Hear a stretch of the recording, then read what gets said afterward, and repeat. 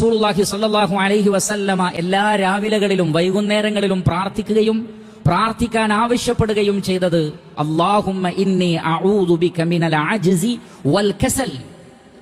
അല്ലാഹുവേ, ദുർബലതയിൽ നിന്നും അലസതയിൽ നിന്നും ഞാൻ നിന്നിൽ അഭയം തേടുന്നു എന്ന് പറഞ്ഞാൽ മനുഷ്യൻ കാവൽ തേടേണ്ടുന്ന, രക്ഷ തേടേണ്ടുന്ന അങ്ങേയറ്റം മോശമായ ദുസ്വഭാവമാണ് മടിയനായിരിക്കുക എന്നുള്ളത്.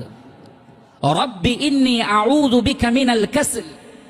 നബി സല്ലല്ലാഹു അലൈഹി വസല്ലമയുടെ മറ്റൊരു ദുആണ്, എൻ്റെ റബ്ബേ, എൻ്റെ രക്ഷിതാവേ, ഞാൻ അലസതയിൽ നിന്ന് നിന്നോട് കാവലിനെ ചോദിക്കുന്നു.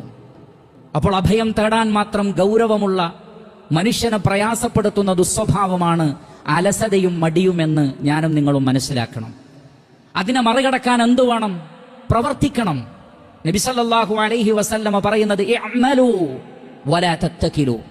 പ്രവർത്തിക്കൂ, ആരെയും അവലംബിച്ച് ആശ്രയിച്ച് അങ്ങനെ നിൽക്കാതെ, എല്ലാം റഹ്മാനായ റബ്ബങ്ങ് നൽകിക്കൊള്ളും എന്ന് കരുതാതെ പ്രവർത്തിക്കൂ. പ്രവർത്തനത്തിലാണ്, അധ്വാനിക്കുന്നതിലാണ്, അവരുടെ കൂടെയാണ് അള്ളാഹുവിന്റെ സഹായമുണ്ടാകുന്നത്. സ്വർഗലോകം പോലും അല്ലാഹു സുബ്ഹാനഹു വ തആല പറയുന്നത് എന്താണ്? ജസാഅൻ ബിമാ കാനൂ യഅമലൂൻ. അവർ പ്രവർത്തിച്ചതിന്റെ ഫലമാണ് സ്വർഗം. പ്രവർത്തിക്കുന്നവർക്കുള്ള ലോകമാണ് സ്വർഗം.